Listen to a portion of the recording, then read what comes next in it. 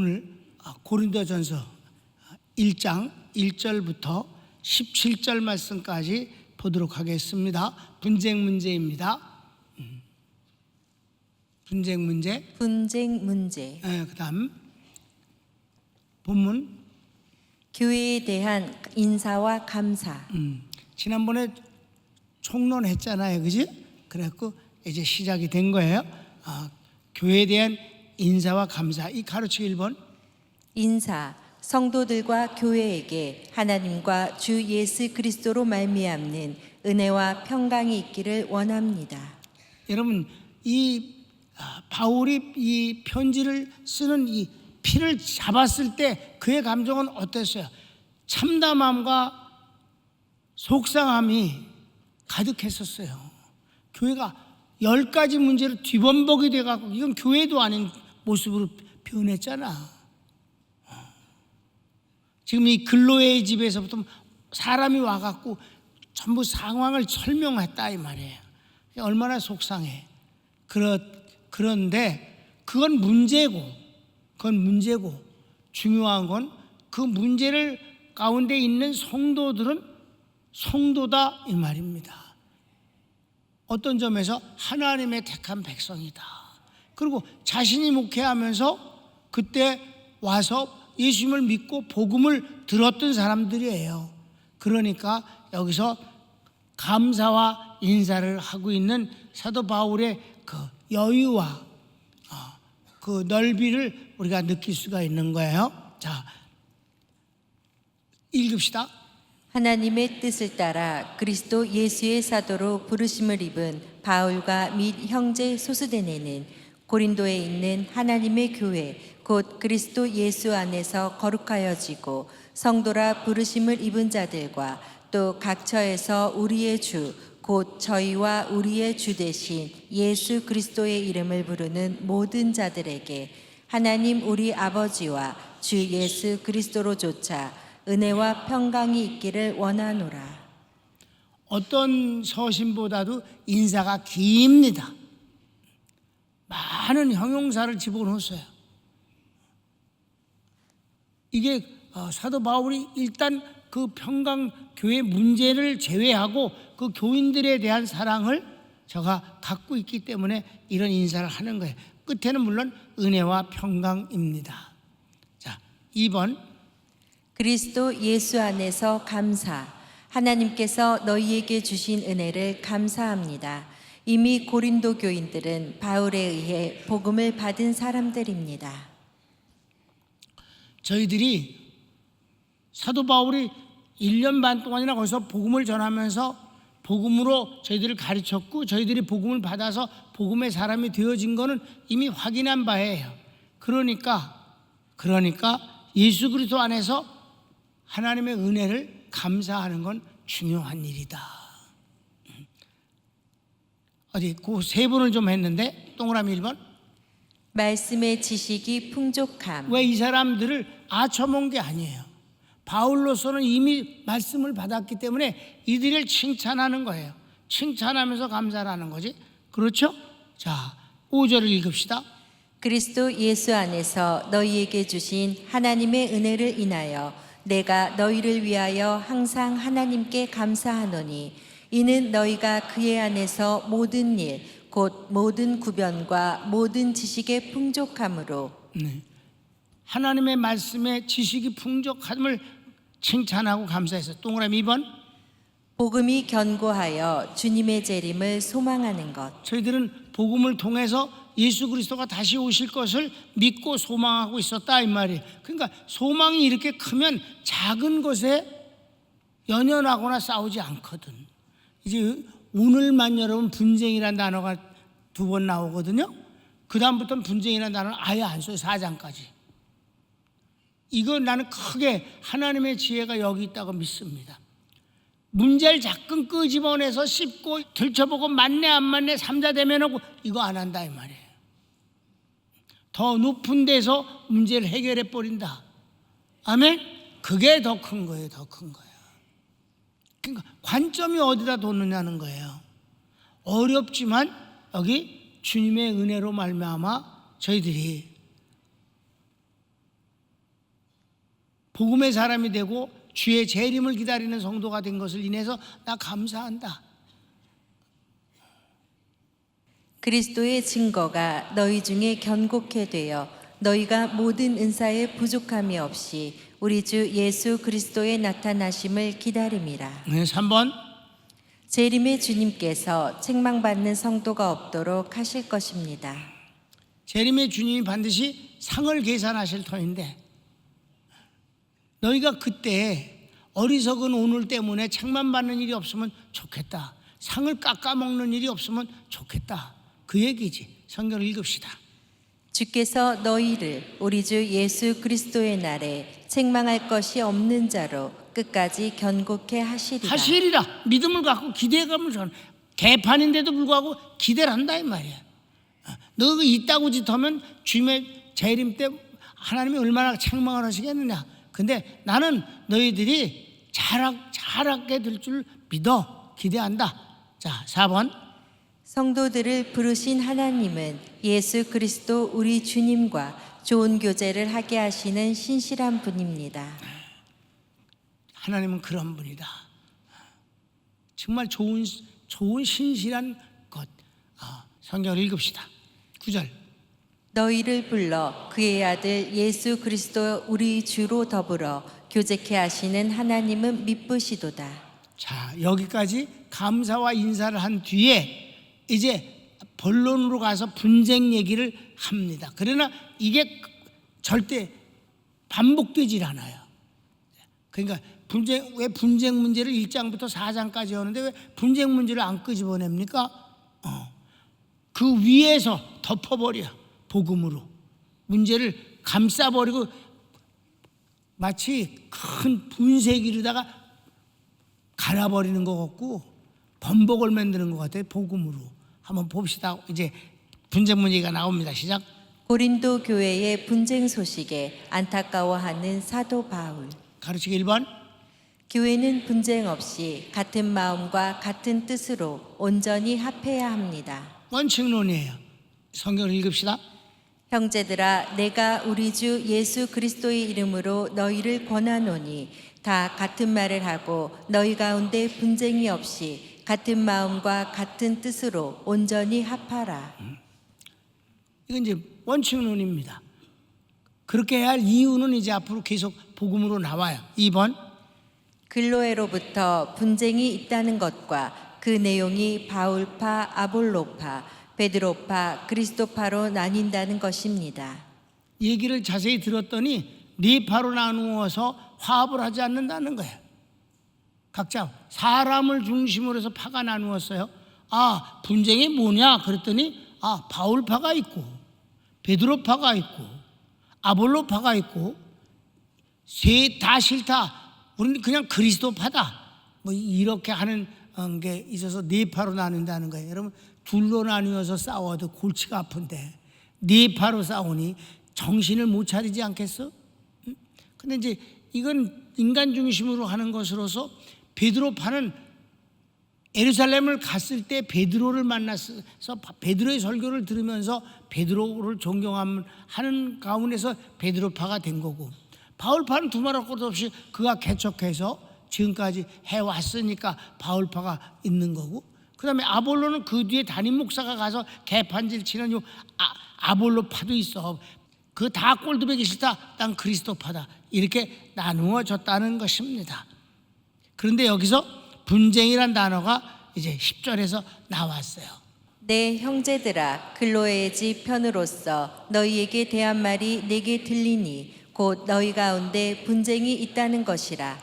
이는 다름 아니라 너희가 각각 이르되 나는 바울에게, 나는 아볼로에게, 나는 게바에게, 나는 그리스도에게 속한 자라 하는 것이니. 이것이 크게 문제가 싸우고 막 머리가 터지듯 막 그렇게 그러는 것까지는 아니에요. 파가 나뉘었을 뿐이에요. 결어해서 다시 말씀을 드리겠습니다. 자, 그래서 3번은 그리스도는 나뉠 수 없는 분이며 그분만이 우리의 구원자이시고 우리의 신앙 고백, 세례의 대상이십니다. 여기서 가장 중요한 건 그리스도가 어떻게 찢어질 수 있느냐. 누구를 존경하는 건 상관없다. 그러나 그 누구를 존경해서도 어차피 귀결은 그리스도에게로 가는 거다. 바울이 구원자가 아니고 아볼로가 구원자가 아니고 베드로가 구원자가 아니고 그들은 다 예수님을 그리스도를 증거하는 사도일 뿐이다. 너희는 누구에 의해서 은혜를 받았든지 간에 결국은 예수님에게로 귀결되는 건데 왜 예수님을 찢으려고 그러냐? 예수님이 나눌 수 있느냐? 그 얘기지. 자, 성경을 읽을까요?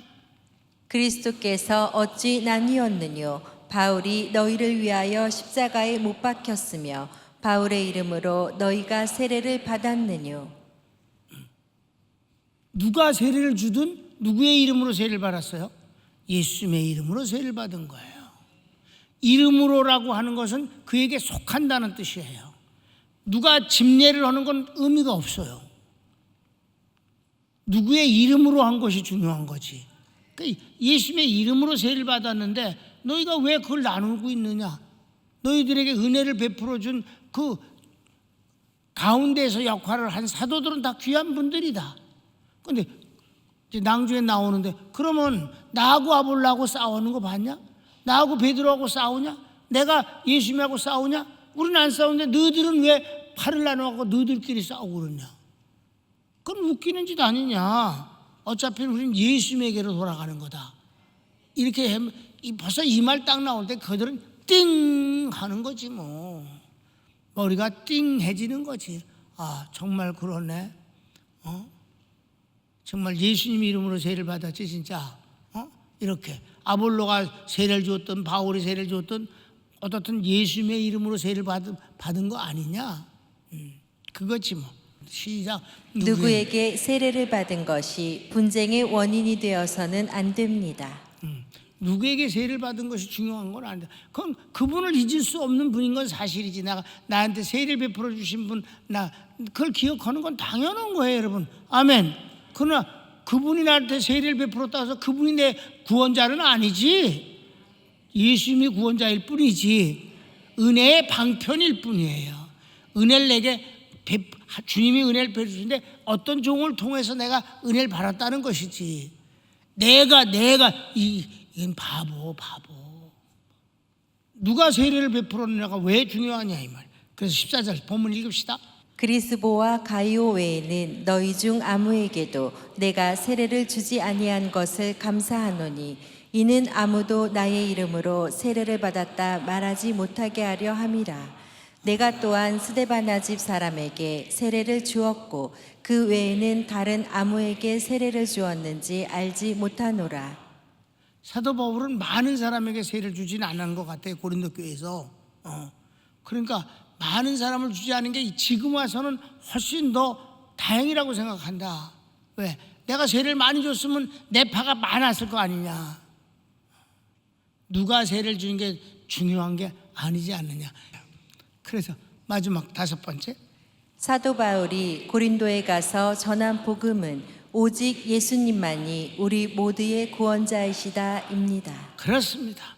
오직 예수입니다. 구원은 오직 예수님입니다. 그 어떤 누구도 거기 끼어들어가선 안 된다. 오직 주님만이 구원이시다. 그걸 전했다는 거예요. 17절. 그리스도께서 나를 보내심은 세례를 주게 하려 하심이 아니요 오직 복음을 전케 하려 하심이니 말의 지혜로 하지 아니함은 그리스도의 십자가가 헛되지 않게 하려 함이라. 아멘. 말의 지혜, 주님의 십자가조차도 말에 마사지를 해서 근사하게 꾸며선 안 됩니다. 그냥 단순합니다. 주님이 십자가에서 그냥 피 흘려 죽으셨습니다.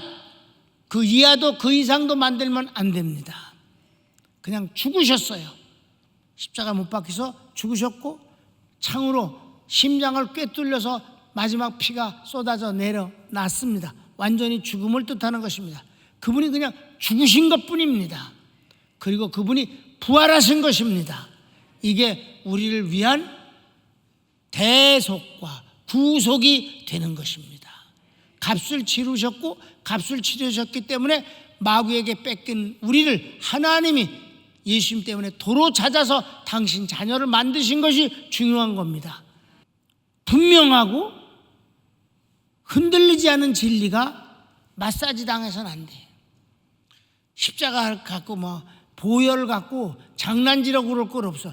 예수님의 피가 그건 빛나냐? 그냥 피야. 보혈을 갖고 형용사를 만들어갖고 이상하게 만들 것 없어. 그냥 죽으신 거야. 단순합니다. 복음은 복음으로 끝나는 겁니다. 말장난 해갖고 마사지를 해서 근사하게 만들어봤자 그건 의미가 없는 겁니다. 그분이 십자가 못 박히신 건 죽기 위해서이며 그래서 죽으신 것입니다. 그게 대속입니다. 구약에 대속물이 죽었잖아요. 응? 내가 죄를 범했어. 그런데 내가 죽을 수는 없으니까 하나님이 만들어주신 것이 제사법이에요. 네가 그런 죄를 범했으면 너 비둘기 갖다가 또는 어린 양을 갖다가 큰 건 송아지를 갖다가 잡아서 하나님께 바치라. 자기가 죽이는 거예요. 짐승을. 그러면서 내가 죽을 걸 얘가 대신 죽는구나. 그게 대속입니다. 거기서 멋있게 말을 하고 송아지가 얼마나 안타깝게 울었느네 있다고 거지 같은 소리 하지 말라 이 말이야. 그냥 대속물로 죽었을 뿐이며 예수님이 우리의 대속물로 죽으신 것 뿐입니다. 말장난하지 말라. 마사지하지 말라. 그래서 예수님이 십자가에 못 박힌 그 골고다가 막 아름다우냐고. 아름답기는 아주 무섭고 추악하지. 거기 아주 깜깜한 밤이 임했습니다. 3시간 동안. 하나님의 저주를 뜻하며 심판을 상징하는 것입니다. 하나님이 예수님에게 그 심판과 저주를 퍼부은 것이 십자가입니다. 아름답게 만들지 말라고 하나님의 저주와 심판을 받으신 장면이에요. 그래서 아버지여 어찌하여 나를 버리시나이까. 이렇게 한 것이 십자가의 죽음입니다.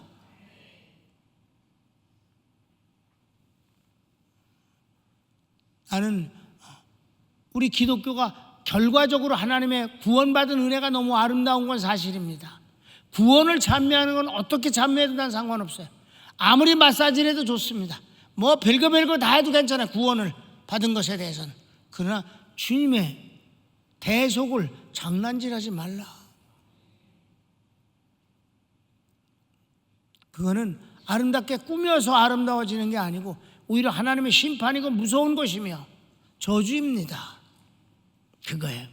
그러니까 우리가 누구의 이름으로 세일 받느냐? 바로 날 위해서 대속하신 그 예수님의 이름으로 세일 받는 건 당연하고, 그분이 날 위해서 부활하셨기 때문에 부활하시는 그 생명, 그걸 가리켜서 우리는 하나님의 생명이라고 그러는데 그걸 우리 성경에는 영생이라는 단어를 씁니다. 그래서 영생을 주신다. 하나님의 생명을 우리에게 선물로 주신 것이 주님의 부활이다 이 말이에요. 십자가의 죽으심으로 모든 저주와 심판을 담당하시고 그 다음에 부활하심으로 하나님의 생명을 우리에게 주셔서 그걸 받았더니 영생을 얻은 것입니다. 영생을 얻은 게 뭔데? 하나님의 생명을 받았단 말이에요. 그게 구원입니다. 오직 예수님을 전하기 위해서 내가 거기에 있었다 하는 거예요. 결어를 읽읍시다. 분쟁의 단어가 2가지로 쓰였는데 10절의 분쟁 스키스마는 의견의 불일치로, 11절의 에리데스는 반박, 말싸움으로 진행되어 악화되는 것을 뜻합니다.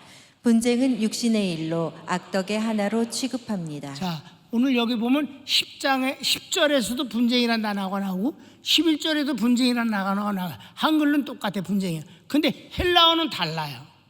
처음에 분쟁이라는 단어는 이런 거예요. 의견이 일치하지 않는 거예요. 서로 달라. 얼마든지 다를 수 있지. 그래 안 그래? 의견이 얼마든지 다를 수. 회의를 하면 만장일치면 그게 뭐하러 회의를 해? 의견이 얼마든지 다를 수가 있는 거예요. 그거는 다를 수가 있어. 그리고 11절의 이 분쟁, 에리데스라는 말은 의견이 다른 데서 시작해갖고 싸워. 막 말싸움을 하고 막 반박을 하고 누가 상대편에서 이 말을 하면 그게 아니야 막 해.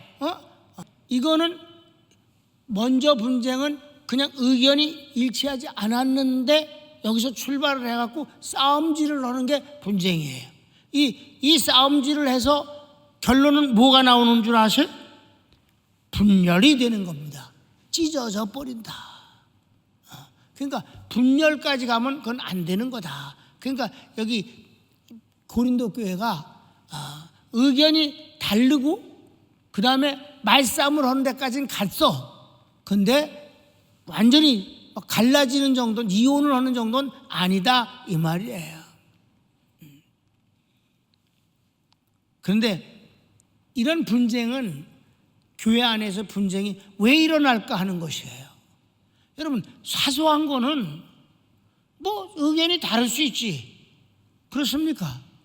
자, 저 탁자를 교회에다 놓자. 아니다, 저기 설악산에 갖다 놓자. 의견이 다를 수 있어. 뭐 다를 수 있지.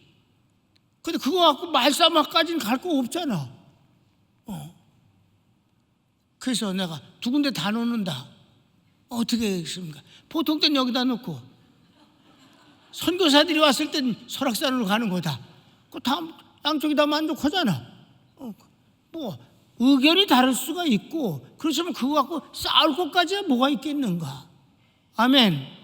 그러니까 싸움까지 가는 것은 그건 절대 교회 내에서는 좋지 않다는 거예요. 이 분쟁, 에리데스는 안 좋다. 그래서 성경을 보면 악독으로 표시하고 있습니다. 성경을 읽읍시다. 누구든지 다른 교훈을 하며 바른 말 곧 우리 주 예수 그리스도의 말씀과 경건에 관한 교훈에 창념치 아니하면 저는 교만하여 아무것도 알지 못하고 변론과 언쟁을 좋아하는 자니 이로써 투기와 분쟁과 회방과 악한 생각이 나며 마음이 부패하여지고 진리를 잃어버려 경건을 이익의 재료로 생각하는 자들의 다툼이 일어나느니라. 아멘. 여러 가지가 이제 여기 악독이 나오는데 안 좋은 것들을 쭉 나열하는데 그 중에 이제 분쟁이 있는 거예요. 이 분쟁은 누가 제일 좋아하는가? 마귀가 좋아하는 거예요. 마귀는 절대로 화합을 안 하는 거예요. 마귀는 찢는 거예요. 싸우는 거예요. 나뉘어지는 거예요. 하나님은 합치는 분이에요. 아멘. 그 속성이 달라. 속성이. 그러니까 속성이 참 중요하거든, 사람도.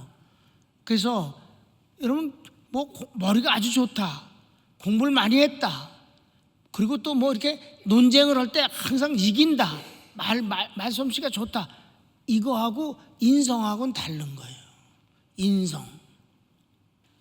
손 모으세요.